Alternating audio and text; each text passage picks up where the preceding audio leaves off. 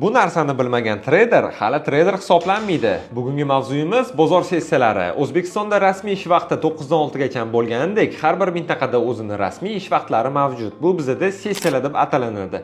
Sessiyalar bizda to'rtga bo'linadi: Tixiy okean sessiyasi, Yevropa sessiyasi, Amerika sessiyasi va Osiyo sessiyasi. Hozir men sizlarga mana shu sessiyalarni ajratib olish va ular bilan qanaqa qilib savdo qilish bo'yicha juda ham yaxshi bir qo'llanma beraman. Bu albatta sizlarga foydali bo'ladi.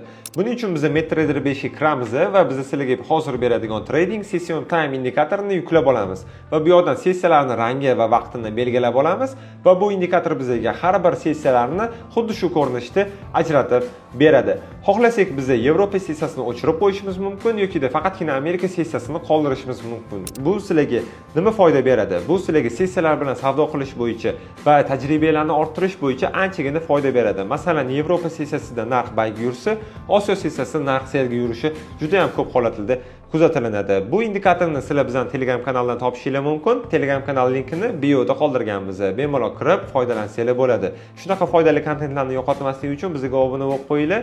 Ketgan vaqtingizga rozi bo'linglar.